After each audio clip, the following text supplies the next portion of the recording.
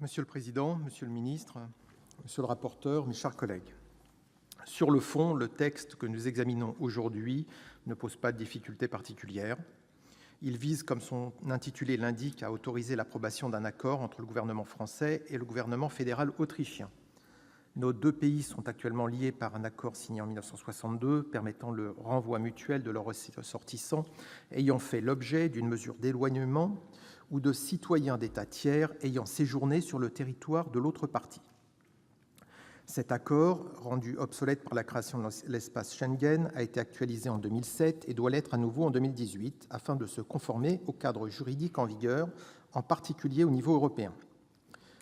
Sur la forme, à présent, je soulignerai que le projet de loi qui retient notre attention arrive devant notre Chambre 3 ans après la ratification de l'accord par l'Autriche. Si on ne peut que déplorer la longueur des délais de ratification, il y a toutefois lieu de distinguer ce texte de l'actuel et immédiat contexte politique autrichien.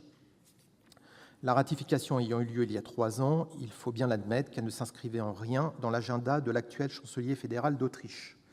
C'est pourquoi nous n'avons pas de raison de nous opposer à ce texte et notre groupe Union centriste suivra l'avis présenté par le rapporteur, notre collègue René Danesi.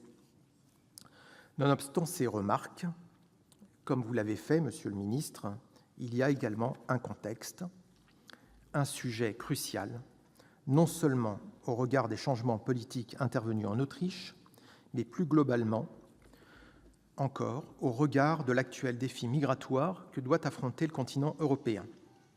Sujet ô combien brûlant, ô combien européen, que celui des migrations, où les solutions à apporter ne peuvent l'être qu'à l'échelle de l'Union européenne. Il s'agit du seul niveau auquel il est possible d'agir avec pertinence et efficacité. Et puisqu'il est question d'Europe et de politique migratoire dans ce texte, je profite du temps qui m'est donné pour affirmer et même réaffirmer 2 idées fortes. D'une part, le refus d'une immigration irréfléchie. D'autre part, la réaffirmation franche de notre soutien au droit d'asile. Ces idées demeurent d'autant plus importantes qu'à force de passivité, des migrants arrivent quotidiennement sur les côtes européennes, alors que dans le même temps, les réfugiés ne trouvent pas chez nous l'accueil qu'ils mériteraient d'avoir. Le droit d'asile, ça a été rappelé, est fils des populations déplacées de la Seconde Guerre mondiale. Ces drames ayant profondément marqué les esprits, les pères fondateurs de l'Europe ne voulaient plus les voir se répéter. Pour parvenir au pouvoir, les populistes font peser sur l'immigration tous les maux de leur pays. Ce n'est pas nouveau.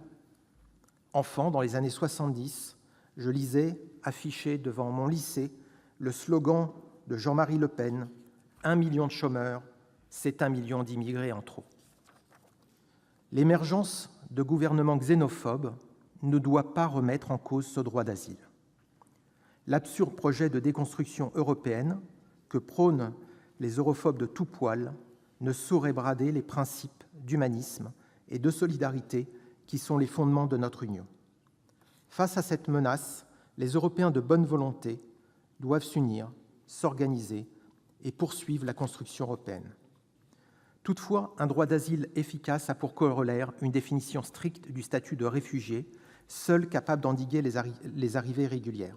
C'est pourquoi il est important de modifier le règlement de Dublin.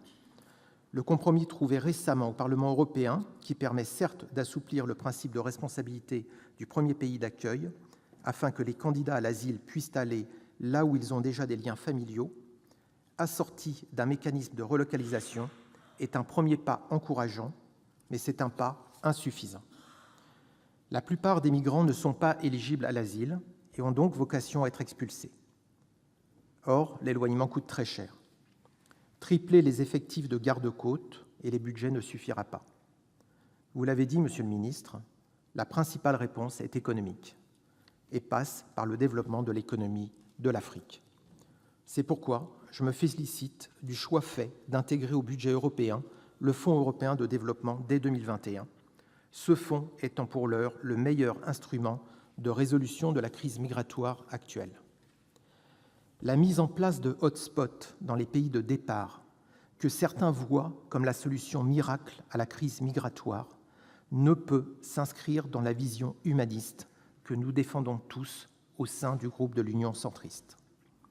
Elle ne manque pas de nous rappeler une époque sombre, pas si lointaine, que nous ne voulons en aucun cas voir reparaître, même de loin. Il est vrai néanmoins que l'ensemble des pays touchés par cette crise doivent être directement concernés par les réponses que nous tentons de lui apporter. Nous savons pertinemment que des gardes-côtes libyens ferment parfois les yeux sur les départs illégaux de nombreux bateaux. Nous pouvons comprendre qu'étant sous-payés, ils souffrent des problèmes économiques de leur pays. Mais nous ne pouvons admettre cependant que les États d'embarcation laissent prospérer le chaos sans jamais subir la moindre sanction. Les responsabiliser par le recours au droit est le seul moyen de les compter comme des alliés dans la résolution de cet immense défi. À l'heure où l'image de l'Union européenne est mise à mal, il convient de rappeler qu'elle constitue le lieu où des millions de personnes rêvent de vivre, mais aussi que plusieurs pays des Balkans souhaitent l'intégrer. Alors que nous parlons du Brexit, aujourd'hui, les Nord-Irlandais, 2/3 d'entre eux, souhaitent désormais rester dans l'Union européenne. Parce que l'Europe est la meilleure réponse à nos problèmes, la réciprocité et les partenariats entre ses États membres constituent pour nous la voie à suivre pour que tous les Européens vivent en paix et dans la prospérité. Je vous remercie.